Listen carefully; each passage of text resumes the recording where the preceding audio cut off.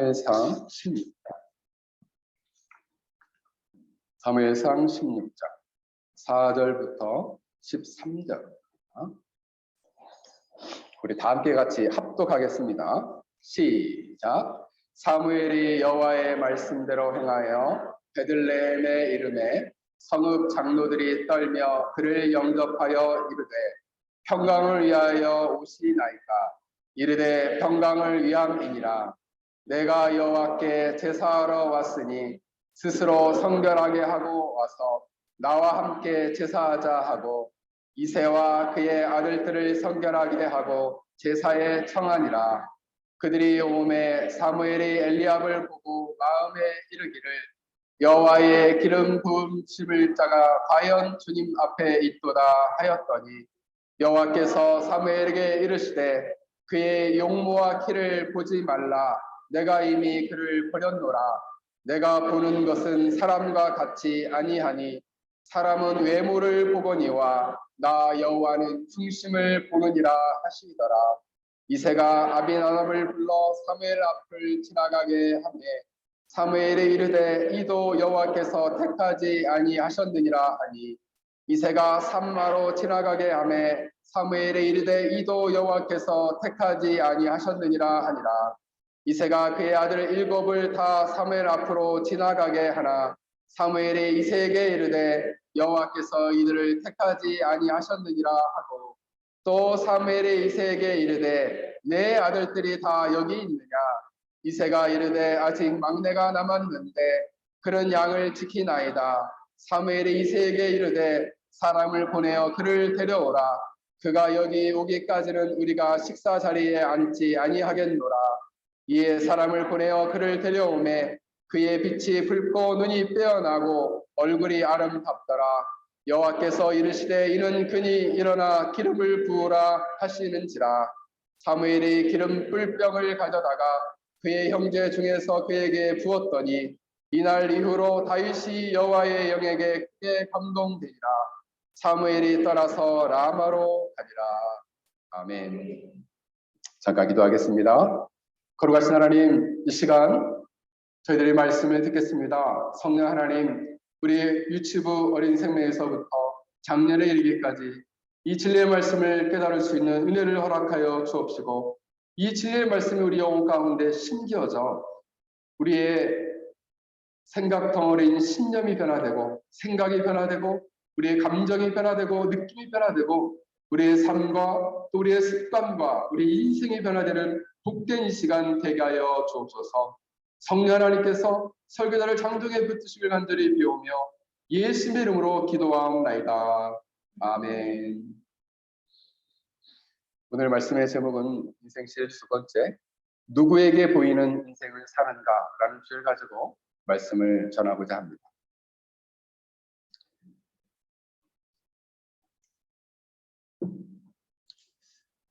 한글에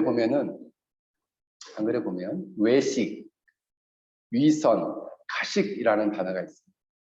외식, 위선, 가식. 근데 이 세 단어가 공통점을 가지고 있다. 외식이라는 것은 겉만 좋게, 겉만 보기 좋게 꾸며 드러낸다 라는 말이 외식의 뜻이고, 위선이라는 것은 겉으로만 착한 채 한다 라는 뜻이고, 가식이라는 것은 거짓으로 꾸민다 라는 뜻이에요. 근데 이 세 단어가 공통점이 있는데 꾸민다 라는 게 공통점이에요. 그러니까 원래 없는 건데 꾸민다 라는 게 공통점이고, 바깥만 꾸민다. 어떻게? 좋게, 그리고 착하게. 그럼 목적이 뭐냐? 사람에게 보이려고 꾸민다. 말과 행동을 다른 사람이 듣고 볼 때에 좋도록 꾸민다라는 거예요. 원래는 그렇지 않은데 이것을 좋게 보이도록 꾸민다는 거예요. 그게 바로 뭐냐? 외식, 위선, 가식이다. 그러면 외식, 위선, 가식은 매우 비슷한 말이죠. 매우 비슷한 말이에요. 공통점이 뭐라고? 지호야?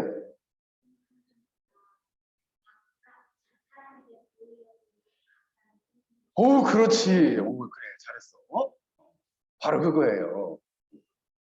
겉을, 바깥을 사람들에게 보이려고 막 꾸민다.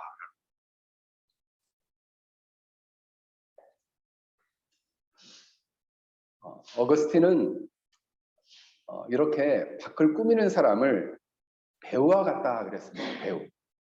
연기자. 그래서 자신이 아닌 다른 사람으로 연기를 하거나 가장하여서 교회나 모든 사람들 앞에서 본래의 자기 모습이 아닌 가장된 모습을 하려는 사람은 위선자거나 배우다 이렇게 얘기했어요. 누가? 어거스틴. 그 얘기는 뭐예요? 이런 모습에 대해서 사람들이 쉽게 현혹된다는 거죠. 근데 너무 놀랍게도 마태복음 23장에 보면 이렇게 위선적인 사람, 가식적인 사람, 외식하는 사람의 특징이 있는데 어려운 말로는 맹목적이다. 즉 눈이 보이지 않는다. 그래서 마태복음 23장 16절에 보면 화 있을진저 눈먼 인도자여 어리석은 맹인들이여 이렇게 말하고 있어요. 왜요? 자기가 그러고 있는데 그걸 잘 못 본다는 거예요. 자기가 자꾸 사람에게 보이려고 자기를 좋게 꾸미고 있는데 자기가 스스로 이거를 볼지 못한다는 거예요. 참 안타까운 일이죠.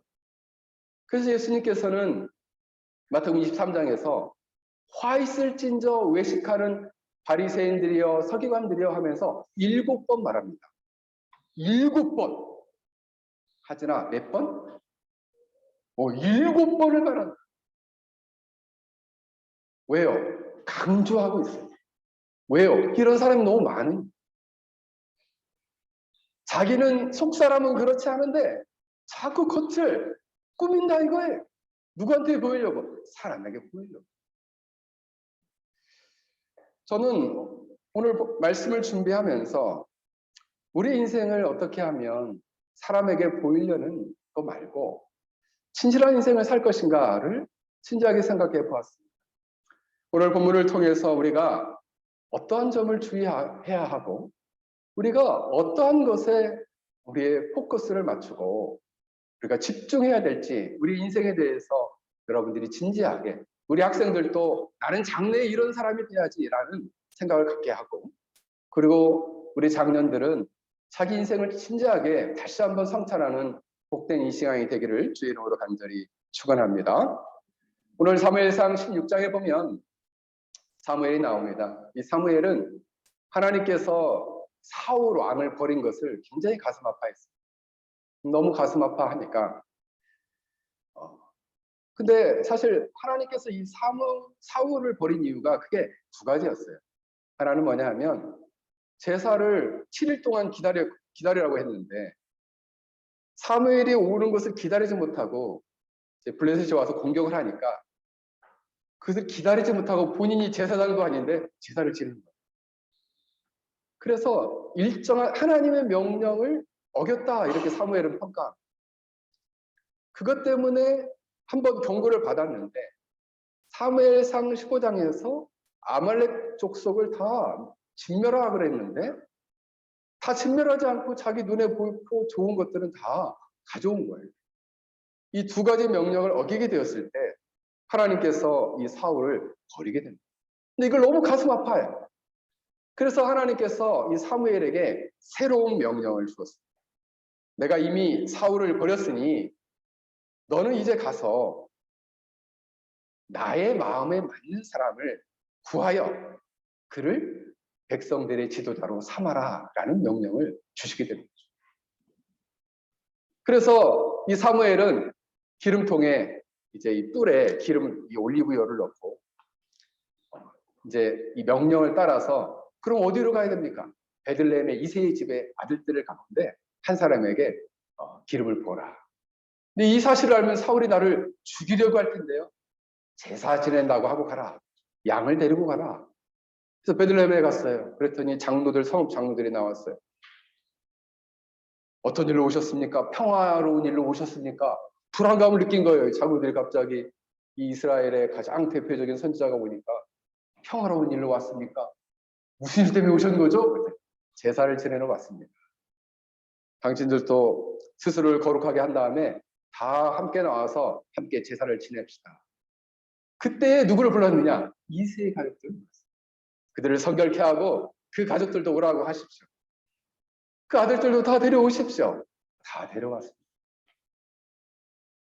근데 이때 잘 생각해 보십시오.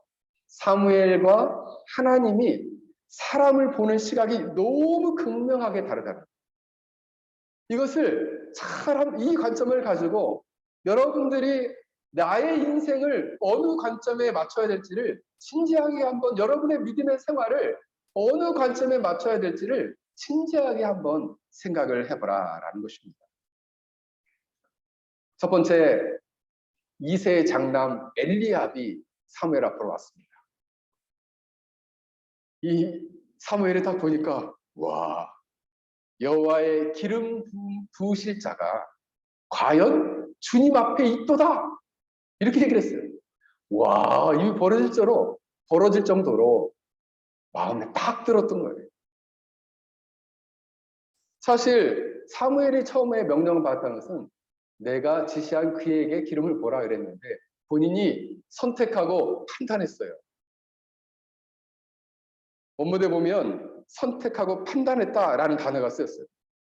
그런데 무엇을 보고 판단했냐? 그의 용모를 보고, 용모와 키를 보고 판단했다. 용모라는 단어는 원문에 보면 마르에라는 단어가 쓰였는데 이 단어는 눈에 보이는 것을 보고 판단했어요.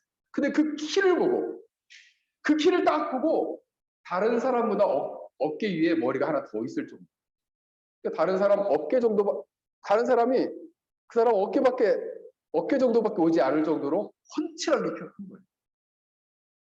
우리 교회에서는 우리 현승이가 키가 큰데 키가 크잖아요. 이렇게 앉은 키도 크고 쓴 키도 크고 네. 훤칠하게 크죠. 눈에 딱 띄잖아요. 근데 이 엘리압이 그랬던 거예요. 눈에 너무 딱 눈에 띄니까 근데 이 사무엘은 엘리압을 볼 때 누가 딱 생각났냐면 사울이 딱 생각난 거죠. 사울도 똑같았어요. 엘리압처럼. 다른 사람들이 어깨 정도밖에 오지 않았어요. 그럴 정도로 아주 훤칠하고 잘생겼어요. 그러니까 엘리압과 매우 비슷한 사람이 나타나는 거예요. 와, 이 사람은 여호와의 기름 부으실 자가 과연 주님 앞에 있도다. 이렇게 고백할 정도의 모습이 있었다라는 것이죠. 이때 여호와 하나님께서 사무엘에게 말씀합니다. 사람은 외모를 보거니와 누가 말씀하신 거예요? 하나님 말씀하신 거예요. 사람은 외모를 본다. 너는 외모를 본다. 너뿐만 아니라 모든 사람이 외모를 본다. 외모라는 단어도 원문에 보면 나의 나님이라는 단어가 쓰였는데 이 단어의 의미는 눈이에요. 눈. 그러니까 사람들이 당시에 생각할 때 어떤 사람이 아름답다라고 볼 때는 눈이 예뻐요 이랬다는 거죠. 그래서 이 눈은 어떤 사람의 아름다움을 상징했어요. 그 사람의 외적인 아름다움은 눈이 아름답다 이렇게 보통 평가를 했다는 거예요. 당시에도 그랬다는 거죠. 그래서 사람들은 외모의 아름다움을 보고 이것을 판단한다. 그러니까 사람들은 보통 어떻게 생각해요? 자신이 신앙생활하는 것 다른 사람들이 어떻게 볼까? 그 다른 사람들의 눈에 비추는 자신의 외모를 자꾸 가꾸려고 한다. 없는데 자꾸 꾸미려고 하는, 있지 않은데 있는 것처럼 보이려고 하는 거예요. 근데 사람들은 외모를 보니까 금방 속아 넘어가. 역시 내가 잘 꾸몄어. 역시 내가 잘 치장을 했어. 금방 속잖아. 그래서 그런 삶을 계속 사는 거예요. 그래서 사람들은 자신의 신앙생활도 마찬가지로 이처럼 다른 사람들이 보니까 다른 사람들 보일 때의 믿음이 좋은 것처럼 자신을 가장하고 자신의 모습을 꾸미고 없는데 있는 것처럼 자꾸 자기 모습을 다른 사람의 눈에 보이기 좋게 만든다. 이런 신앙생활에 우리가 빠지기 쉽다라는 거죠. 제가 최근에 본 간증 중에 멕시코에 있는 한 선교사님의 간증이었는데, 그 선교사님은 과테말라에서 평신도로 사업을 하다가 이분이 이제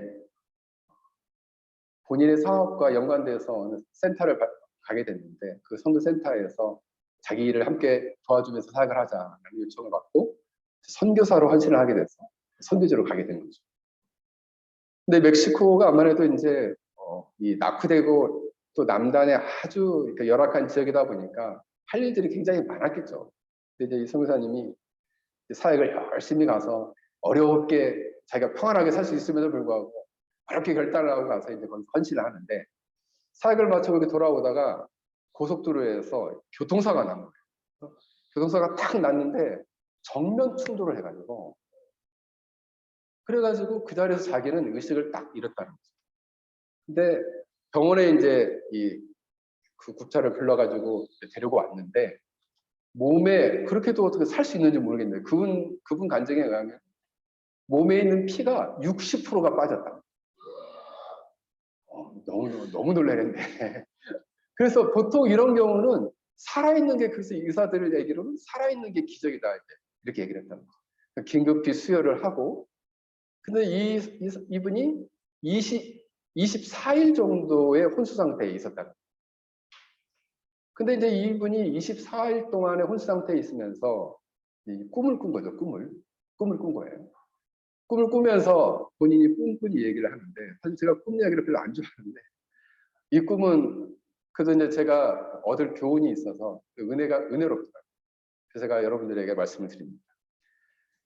자신이 꿈을 꾸는데 보니까 자기가 어떤 바닷가에서 이렇게 보니까 높은 돌산에 예수님이 서 계시더라는 거예요. 그래서 자기가 그 돌산을 열심히 올라가요.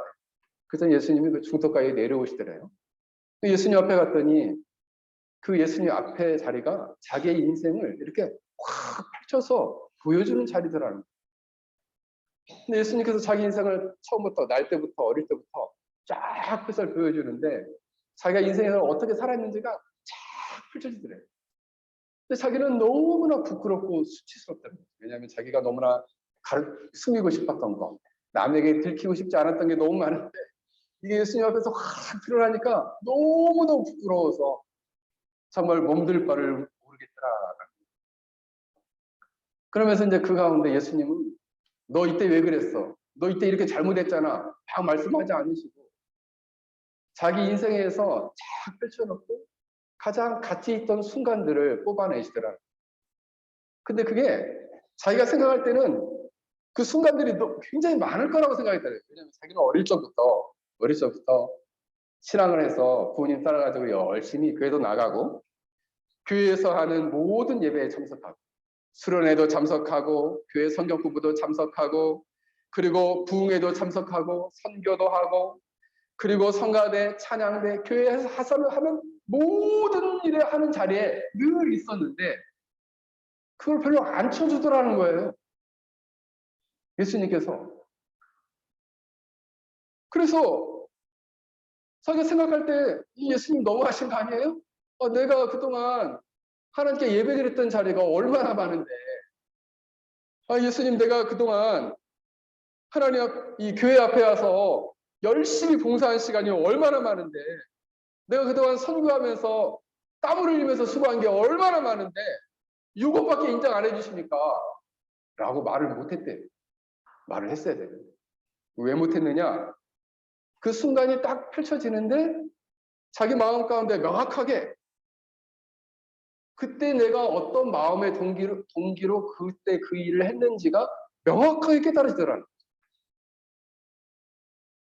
예배 자리, 찬양 자리, 기도하는 자리에 많이 있었는데 그때 그 마음의 동기가 무엇이었냐면, 저 친구 참 신앙이 좋구나. 저 친구 참 믿음이 좋아. 믿음이 좋은 학생이야. 이거를 자기가 너무나 즐기면서 그 자리에 있었던 것이 명확하게 깨달아지더라는 거예요.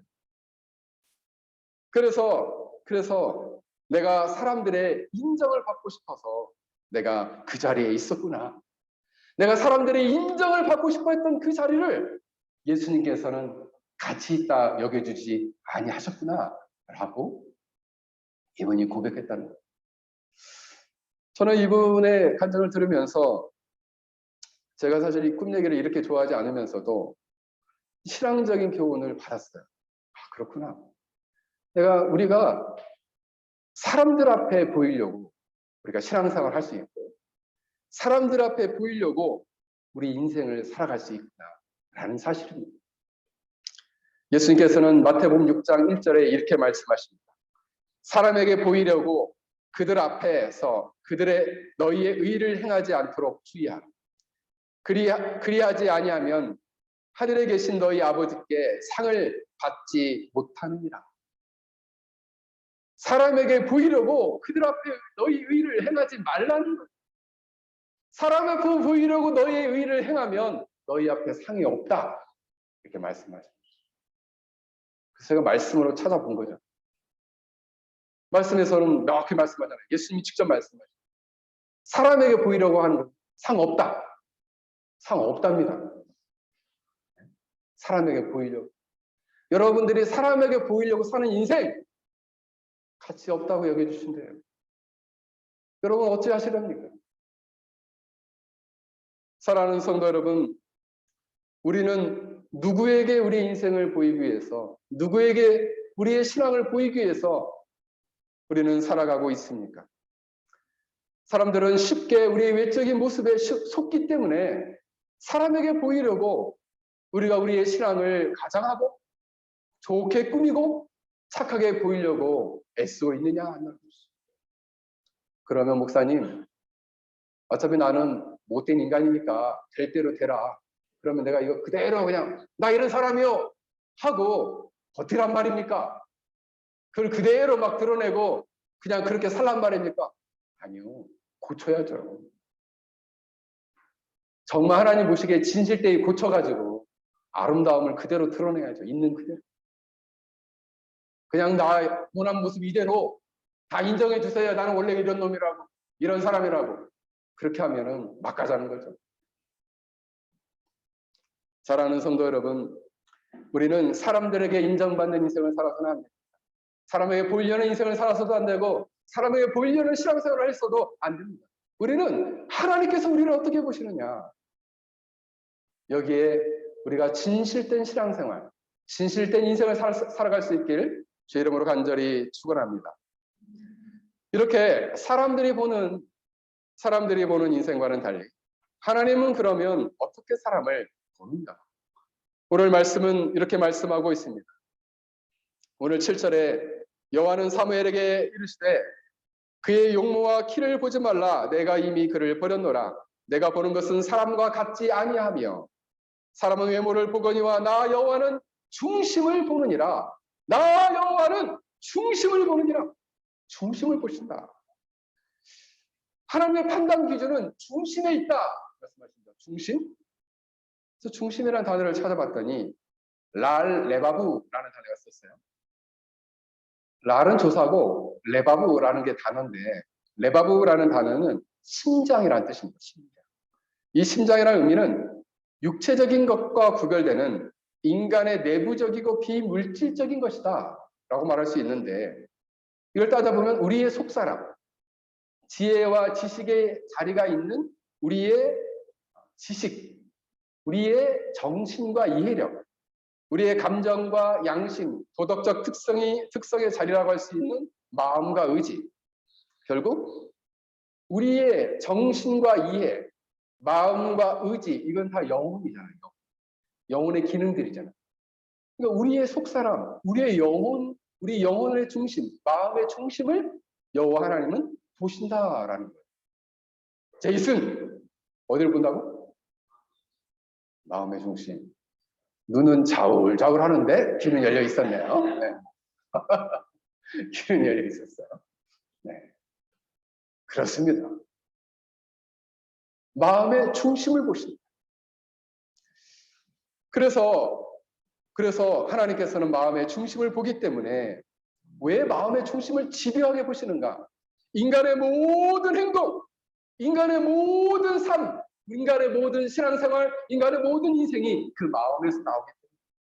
그래서 그 마음의 중심을 보신다. 이새가 둘째 아들 아비나답을 불렀습니다. 아비나답 어떻습니까? 이도 아니다. 이도 택하지 않았다. 셋째 아들 삼마를 불렀어. 이도 아닙니까? 이도 아니다. 그래서 아들들을 차례로 다 불렀는데 다 아니래. 사무엘 물었습니다. 이 아들들 말고 또 없습니까? 아, 막내가 지금 양들을 들에서 지키고 있습니다. 그 막내 아들 빨리 데려. 사람을 불러서 그 아들을 데려오니까 그 아들은 본문에 보니까 그 빛이 붉고 눈이 빼어나고 얼굴이 아름답더라. 그때 여호와께서 딱 말씀하십니다. 인이라 크다라는. 그에게 기름을 부어라. 기름을 부었어. 그게 누구였느냐? 다윗이었습니다. 이때 기름을 붓고 다윗은 하나님의 영으로 감동되었다. 성령으로 충만하게 되었다라고 말씀하고 있습니다. 근데 여호와 하나님께서 다윗을 결정할 때에 그 보셨던 마음의 중심은 과연 무엇이었을까요? 시편 139편에 보면은 이런 말씀이 나옵니다. 그분은 우리가 태어나기 전에 우리를 아셨다고 말씀하시는데 주께서 내 내장을 지으시며 나의 모태에서 나를 만드셨나이다. 나의 형체가 주 앞에 숨기지 못하였나이다. 내 형질을 이루기 전에 주의 눈으로 보셨습니다. 우리의 영혼과 육체를 다 만들기 전에 하나님이 우리를 다 보셨다는 거예요. 그래서 우리 자신을 아시는 것처럼 우리의 마음의 동기, 우리 마음의 중심, 지호의 앞을 봐라. 중심을 다 보셨다는 거예요. 누가? 하나님께서 다 보셨다는 거예요. 그래서 하나님께서는 놀랍게도 우리 마음의 동기와 우리 마음의 중심을 주의 깊게 무게를 가지고 살피신다. 몇 년 전 크리스찬 투데이라는 신문에 마음의 중심을 보시는 하나님이 왜 위로가 됩니까? 하면서 세 가지를 이야기했습니다. 첫 번째 위로가 되는 것은 하나님께서 이처럼 우리의 마음이 어떤지를 명확히 아시기 때문에 우리가 어떤 것을 가장하거나 위장하거나 꾸밀 필요가 없다. 그렇기 때문에 위로가 된다. 이렇게 말을 했어요. 왜? 꾸밀 필요가 없다는 거예요. 꾸밀 필요가 없다는 거예요.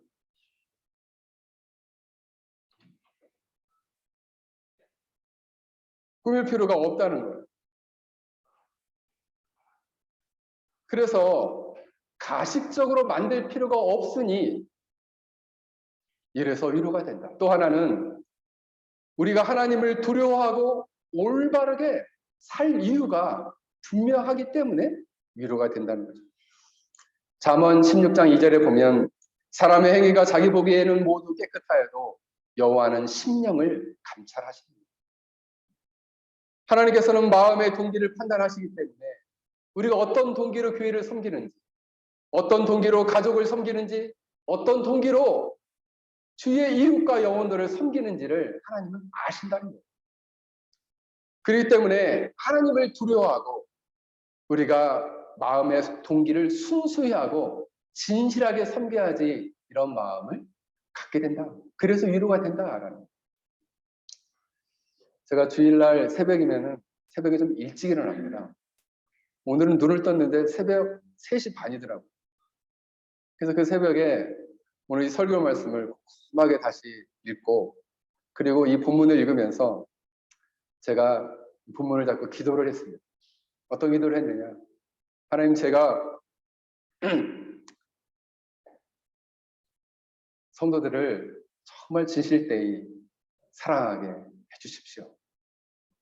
사람에게 보이려고 목회하지 않고 사람들에게 내 자신을 드러내려고 목회하지 않고 정말 진실되이 사랑할 수 있도록 해주십시오. 라고 제가 기도를 했습니다. 그런 점에서 마음의 중심을 보시는 하나님께서, 그렇죠? 그렇기 때문에 우리가 위로가 됩니다. 왜? 다른 사람은 우리의 중심을 알지 못하셔서 우리의 마음의 중심을 다 알아주지 못하지만 하나님은 아신다는 거예요. 셋째로, 그럼에도 불구하고 우리 마음의 중심이 늘 좋으면 좋지만 연약할 때가 많잖아요.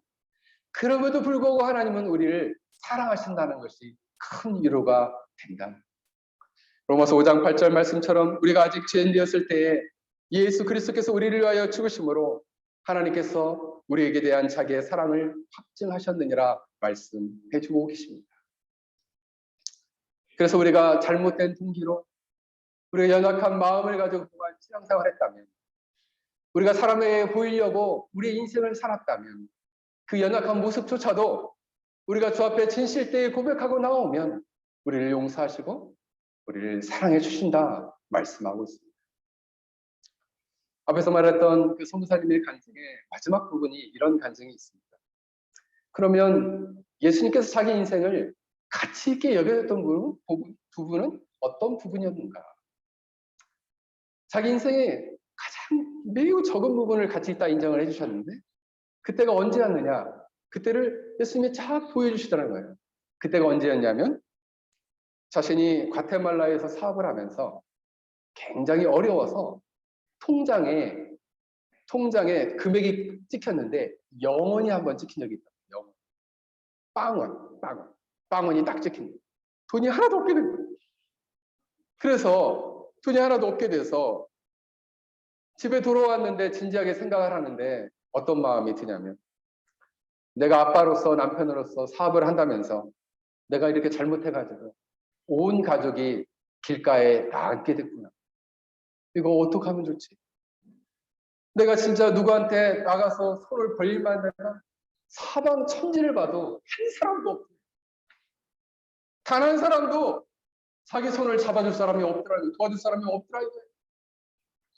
그래서 집에 돌아오기만 하면 자기 방에 들어가가지고 무릎을 꿇고 기도를 했답니다. 어떻게 기도했느냐? 하나님, 제발 저 좀 살려주십시오. 하나님, 제발 우리 가족 좀 살려주십시오. 라고 기도했답니다. 정말 지푸라기를 잡는 심정으로 붙들고 진실한 마음으로, 큰언한 마음을 가지고 간절하게 기도했던 그 순간을 주님이 가치 있다 인정을 해주셨다. 사랑하는 성도 여러분, 하나님께서는 우리의 존재를 아시고 우리의 마음을 아시고 우리의 마음의 동기를 아시고 우리의 중심을 아십니다. 우리가 주님을 섬길 때나, 그리고 영혼들을 섬길 때나, 교회를 섬길 때나, 가족들을 섬길 때나 우리 마음이 이처럼 주님을 향한 진실한 사랑의 동기가 되어 가족을 섬기고 이웃을 섬기고 교회를 섬겨야 되겠습니다. 그러므로 우리는 우리 자신의 삶을 사람에게 보이려고 포장하거나 그리고 꾸미거나 거짓된 것으로 우리 자신을 장식할 필요가 없다는 거예요. 왜요? 우리는 하나님께 보이는 인생을 살아야 되기 때문에, 주님이 가치 있다 여기는 인생, 그 인생을 우리가 살아야 되겠습니다. 어떻게든지 단 하루를 살아도 신실한 인생이 되게 해달라. 여러분은 기도해야 됩니다. 하나님이 보시니까, 하나님이 내 마음의 동기를 아시니까, 하나님이 이 자리에 우리가 앉아있는 것도 어떤 마음을 가지고 앉아있는, 우리가 예배를 드릴 때도 여러분, 하나님 저 이 시간 한 주 동안 너무 힘들게 살아왔는데 이 예배 때 정말 하나님 만나고 싶어요. 하나님의 뜻을 알고 싶고요. 그 뜻에 순종하고 싶어요. 이런 마음으로 예배를 드려야 합니다. 정말 주님을 사랑하는 마음으로 예배를 드려야 돼요. 왜요? 하나님이 여러분의 마음을 알고 있어요. 여러분 이 자리에 어떤 마음을 가지고 앉아있는지 알고 있어요. 사랑하는 성도 여러분, 우리의 인생과 우리의 신앙생활이 이처럼 하나님 보시기에 진실되고 그리고 하나님만을 온전히 사랑하고 의지하는 복된 인생이 되기를, 하나님께 보이는 인생이 되기를 주의 이름으로 간절히 축원합니다. 오늘 우리 말씀을 생각하며 우리 함께 같이 기도하겠습니다.